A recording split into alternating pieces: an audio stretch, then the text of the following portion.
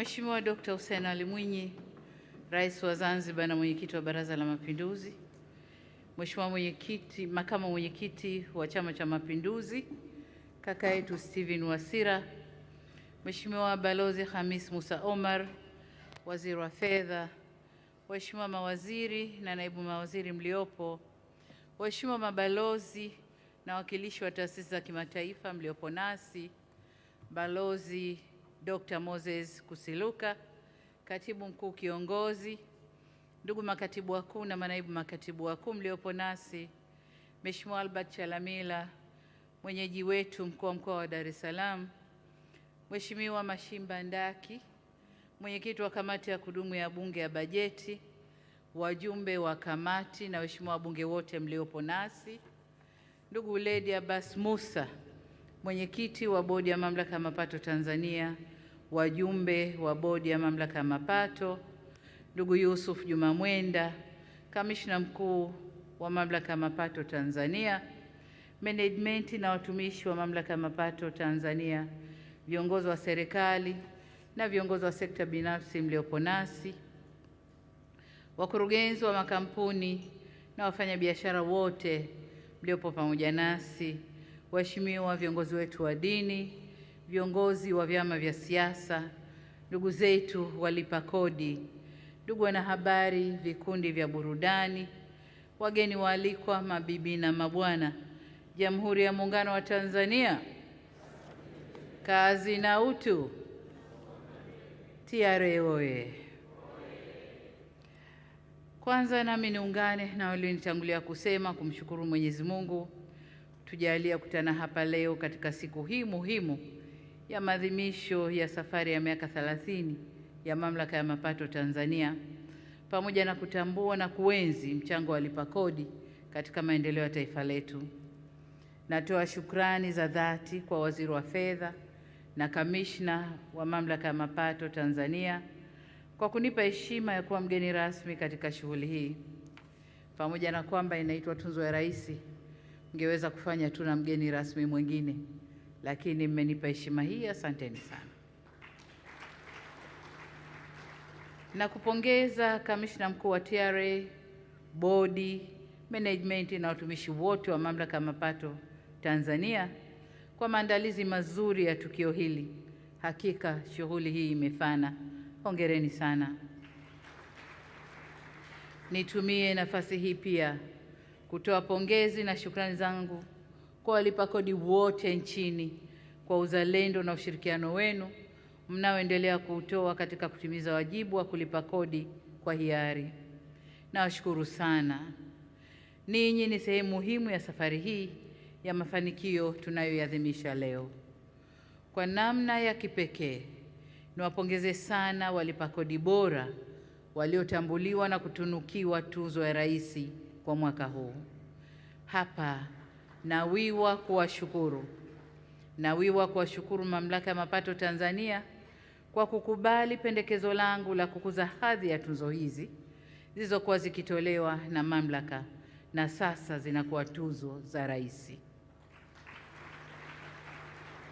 Wafanyabiashara wanaotekeleza wajibu wao wa kisheria na kizalendo wa kulipa kodi kwa uaminifu na kwa wakati wamejijengea heshima hii, nami sikuwa na budi kuwapa heshima hii. Tuzo hii inatolewa kwa mara ya kwanza ikiitwa Tuzo ya Rais kwa mlipaji kodi bora. Hivyo basi, tunapowatunuku walipa kodi bora leo, tunatuma ujumbe kwa walipa kodi wengine wote nchini kwamba serikali inatambua, inathamini na kuheshimu mchango wenu katika kulijenga taifa letu. Ndugu viongozi na wananchi wenzangu, miaka 30 ya Mamlaka ya Mapato Tanzania imebeba safari ya mageuzi katika kujenga uwezo wa nchi kujitegemea. Tumemsikia hapa kamishna ametueleza. Tulipoanzisha mamlaka hii miaka 30 iliyopita, dhamira yetu haikuwa kukusanya kodi tu, bali kuiwezesha serikali kujisimamia kiuendeshaji kwa mapato yake ya ndani ya nchi. Pamoja na kwamba tunapata mapato ya nje ya nchi, lakini yale tunayokusanya ndani tuyasimamie wenyewe, tufanye maamuzi wenyewe jinsi ya kujipangia matumizi. Wenzetu katika nchi nyingine ndani ya bara hili la Afrika leo wanakusanya mapato ndani ya nchi na wanayapeleka kwenye benki kuu za nje ya nchi kuwekewa mapato yale. Kwa Tanzania hilo halipo. Kwa hiyo tujipongeze. Safari hii ya miaka 30 imeakisi uwezo wetu kama nchi katika kujenga uchumi na kuimarisha huduma kwa wananchi. Pamoja na safari hii ya mafanikio, bado hatujafika tunakokwenda. Miongo hii mitatu ni kipindi kilichopita kimetupa uzoefu, lakini kimetupa fursa kujitathmini, kujipanga upya na kuimarisha zaidi taasisi yetu ya Mamlaka ya Mapato Tanzania. Uchumi wetu unakuwa kwa kasi, biashara zinazidi kufunguka, na kwa namna hiyo hiyo mfumo wetu wa kodi hauna budi kubadilika kuendana na wakati tulionao. Tunahitaji mfumo wa kisasa unaotenda haki na unaoeleweka. Tutakumbuka kuwa mwezi Julai mwaka juzi 2024 tuliunda tume ya kufanya tathmini ya mfumo wa kodi nchini ambayo imetoa mapendekezo kadhaa ambayo yakitekelezwa tutaunda mfumo unaohamasisha na kurahisisha ulipaji wa kodi na kuwafanya walipa kodi kutambua kwamba kulipa kodi ni wajibu, ni uzalendo na ni kutunza heshima ya taifa letu, yaani kuelekea kwenye kujitegemea. Taifa lolote ili liwe na nguvu ya kupanga, kuamua na kutekeleza mipango ya maendeleo yake halina budi kujenga mfumo imara wa kodi na mapato ya ndani wenye ufanisi na unaoaminika. Na hivi ndivyo wenzetu walioendelea walivyofikia hatua ile. Sisi sote ni mashahidi wa mabadiliko na mwelekeo wa siasa za dunia kila kukicha. Mabadiliko haya yanaathiri nyanja zote za maisha, ikiwemo kushuka kwa uchumi kunakoonekana katika mataifa mengi duniani kwa wakati huu. Tunaishi katika zama za mataifa kukubaliana katika biashara na kwa kiasi kikubwa kupungua kwa misaada. Tunaishi kwenye zama za kuongezeka kwa masharti ya mikopo. Wakati huo huo, kuna ongezeko la mahitaji ya wananchi. Kwa msingi huo, hatuna budi kujenga uwezo wetu wa ndani kwa kuimarisha ukusanyaji wa mapato ili kujenga uchumi unaojitegemea kwa kiasi kikubwa. Hatutaweza kwenda 100% kujitegemea, lakini kwa kiasi kikubwa tunaweza kujitegemea kwa mapato yetu ya ndani. Kwa mantiki hiyo, kodi hizi tunazokusanya sambamba na vyanzo vingine vya mapato ya serikali ndizo zitazotuwezesha kuendelea kuendesha huduma za jamii na kwa kiasi fulani kutekeleza miradi ya maendeleo nchini. Katika mnasaba huo, nathubutu kusema kuwa kulipa kodi ni wajibu wa kila mmoja wetu katika kujenga taifa linalojitegemea. Na hapa nataka nikubaliane na kauli mbiu ya tukio hili inayosema kulipa kodi ni uzalendo na ushujaa kwa maendeleo na kujitegemea kwa taifa letu. Ila uzalendo huu lazima uwe wa pande zote. Mwananchi au mfanyabiashara au mwekezaji alipe kodi kwa uaminifu. Mamlaka ya mapato ikusanye kwa haki na serikali itumie kodi hiyo kwa uadilifu. Hapo ndipo kodi inakuwa ni nguzo imara ya maendeleo na kujitegemea kama ambavyo kauli mbiu hii inatuambia. Kuna msemo unaosema imani huzaa imani. Hapa nataka nisisitize kwamba Mamlaka ya Mapato Tanzania ikijenga imani na kumhudumia mlipa kodi kwa haki, heshima na weledi, vivyo hivyo itajenga imani ya mlipa kodi kwa TRA, na serikali inapotumia kodi hizo kuwaletea maendeleo wananchi wake, inajenga imani kwa wananchi hao kuendelea kulipa kodi. Kwa hiyo imani huzaa imani. Ndugu viongozi na wananchi wenzangu, tumemsikia Kamishna Mkuu wa Mamlaka ya Mapato Tanzania, ndugu Yusuf Mwenda, akiwasilisha mafanikio ya TRA, hatua walizopiga katika kuongeza makusanyo na kupanua wigo wa walipa kodi na kuimarisha mifumo ya usimamizi wa kodi nchini.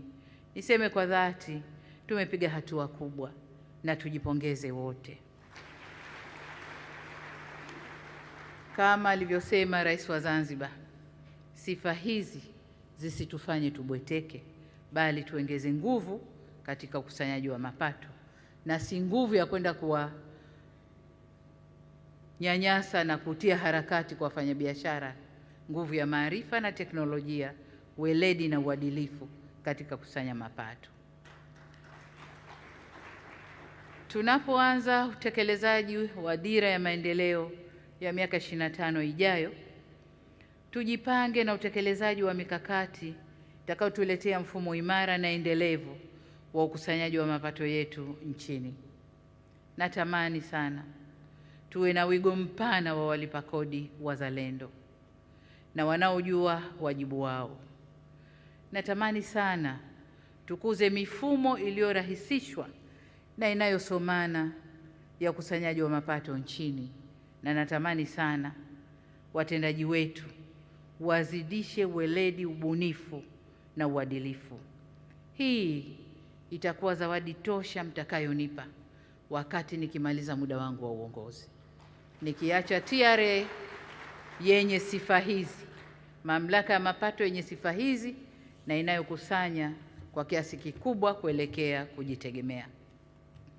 Ndugu viongozi na wananchi wenzangu, kwa upande wetu serikali tutaendelea kujenga mazingira bora ya kufanya biashara ili tuweze kuvutia wawekezaji na wafanyabiashara wengi kutoka nje na ndani ya nchi. Tutaendelea na hatua za kuzikuza na kuzirasimisha biashara ndogo na za kati ili kuongeza wigo wa walipa kodi. Tutaendelea kuijengea uwezo mamlaka ya mapato Tanzania ili iweze kufanya kazi zake kwa umakini na ubora zaidi. Nimefurahi kusikia kuwa TRA inaanza utekelezaji wa mpango mkakati wa 7 wa kuimarisha taasisi na kukuza tija. Nawapongeza kwa hatua hii. Rai yangu kwenu kwamba mpango huu usipimwe kwa ujenzi wa ofisi mpya za mamlaka ya mapato Tanzania nchi nzima au magari na makompyuta mtakayoyanunua, bali kwa matokeo yanayomgusa mlipa kodi. Vile vile mpimwe kwa ongezeko la mapato ya taifa letu. Tukifanikiwa na hayo, tutajenga uwezo wa kutekeleza mipango yetu ya maendeleo kwa ustawi wa wananchi na taifa kwa ujumla. Ndugu wananchi wenzangu, napoendelea kusisitiza umuhimu wa kulipa kodi, natambua kwamba kulipa kodi ni uzalendo na heshima, na kukwepa kodi ni usaliti na si jambo la fahari hata kidogo. Hata dini zetu zinahimiza ulipaji wa kodi, sio tu kama wajibu kwa mwananchi, bali pia ni uungwana na tendo la imani. Wanasema kulipa kodi is a civic duty as well as moral and spiritual obligation. Kwa Wakristo, mafundisho ya Bwana Yesu kwenye Luka 20:25 na Matthew 17:27 yote yanahimiza waumini kulipa kodi pale inapohitajika. Kwa hiyo kwa waumini wa dini hii wende wakaangalie huko. Kwa Waislamu, hadithi iliyoelezwa na Ibn Majah, hadithi namba 1991 na Ibn Umar na Bibi Aisha, ni kwamba Mtume Muhammad sallallahu alaihi wasallam alikuwa akichukua dinar 20 au zaidi kutokana na mauzo ya mazao ya kilimo kuendana na aina ya kilimo mtu anachofanya, kama ni kumwagilia au kusubiri mvua. Kwa hiyo alikuwa akichukua fedha kwa viwango tofauti kutokana na aina ya kilimo unayofanya. Lakini matumizi ya fedha hizo yalikuwa ni kwa ajili ya matendo ya imani na kutimiza mahitaji ya jamii. Sawa sawa na tunavyochukua kodi, ni kutimiza huduma za jamii nchini, lakini pia kujenga maendeleo ya nchi yetu. Vile vile katika sheria za Kiislamu kumetajwa aina 4 za kodi. Nazo ni kodi ya mali, property tax, kodi ya maduka, kodi ya ardhi lakini pia kuna kodi ya kichwa ambapo hapa kwetu hatufanyi. Kilichosisitizwa zaidi kwenye dini zetu ni kutokuwa na kodi ya dhulma au dhulma ya kodi. Kodi ya dhulma ni pale mamlaka ya mapato inapopiga kodi kubwa kwa mfanya biashara bila kuzingatia uhalisia wa kodi anayotakiwa kulipa. Na dhulma ya kodi ni pale mfanya biashara anapodanganya makusudi ili asilipe kodi inayotakiwa. Kwa hiyo tunakatazwa kodi ya dhuluma na dhulma ya kodi, yote yanakatazwa kwenye dini zetu. Ndugu zangu, napoendelea kuhitimisha hotuba yangu, niendelee tena kuwapongeza walipa kodi mliopokea tunzo ya Rais leo. Hongereni sana. Ni imani yangu kwamba mtaendeleza uadilifu mliouonesha, na kwa wale ambao hawakupata tuzo leo, tutarekebisha yale mapungufu machache yaliyopo na kuweza kuingia kwenye mkondo wa akina mzee Bakhresa mwakani. Aidha,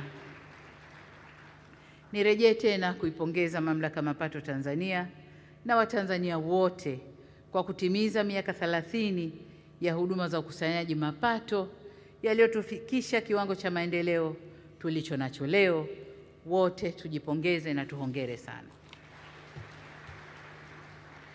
Nawapongeza pia makamishna wakuu waliopita ndani ya mamlaka hii, bodi, management, watumishi wote wa TRA, Wizara ya Fedha na walipa kodi wote nchini. Kila mmoja kwa nafasi yake amechangia kujenga taasisi hii na kuifanya iwe sehemu muhimu ya ujenzi wa taifa letu. Hata wale wanaokaidi kulipa kodi wamechangia ndani ya taasisi hii, kwa sababu imewafanya sasa watafute mbinu za kuwafanya waweze kulipa kodi. Ingekuwa kila mtu analipa kodi yake kama inavyotakiwa, wange relax, wasingezaa maarifa mengine haya ya teknoloji na mbinu mbalimbali za ukusanyaji wa kodi. Kwa dhati ya moyo wangu nashukuru kwa kunipatia tuzo inayotambua mchango wangu katika kuimarisha mifumo rafiki ya ulipaji kodi nchini. Kazi hii ni ya pamoja, tumeifanya sisi wote, kila mmoja kwa nafasi yake. Basi mafanikio haya pia tusherehekee kwa pamoja, na tunzo ile ni tunzo ya Watanzania wote. Na mwisho lakini sio kwa umuhimu, naomba kila mmoja wetu aondoke na tafakari hii: kuwa kodi si fedha inayotoka kwa wananchi kwenda kwa serikali tu, ni dhamana inayorudi kwa wananchi kupitia huduma na maendeleo. Tukilitambua hilo, tutaona kwamba kulipa kodi ni kitendo cha kizalendo na kishujaa. Kusimamia ukusanyaji wa kodi kwa haki na uadilifu na matumizi sahihi ya kodi hizo za wananchi, hutimiza wajibu na kulinda maslahi ya wananchi na kulikuza taifa. Kwa hiyo wote tuna wajibu wa kulipa kodi zetu. Baada ya kusema hayo, niwashukuru sana kwa kunisikiliza, na washukuru kwa kuhudhuria hafla hii, na wale wanaotutazama kwenye vyombo vya habari, na washukuru pia kwa kuchukua muda wao kutuangalia au kufuatilia tukio hili. Miaka 30 ya Mamlaka ya Mapato Tanzania. Oye! Mungu aibariki nchi yetu Tanzania. Mungu aibariki Mamlaka ya Mapato Tanzania. Asanteni sana kwa kunisikiliza. Asante sana. Kwa heshima na taadhima, naomba tuinuke tupige makofi mengi ya kumpongeza Mheshimiwa Rais.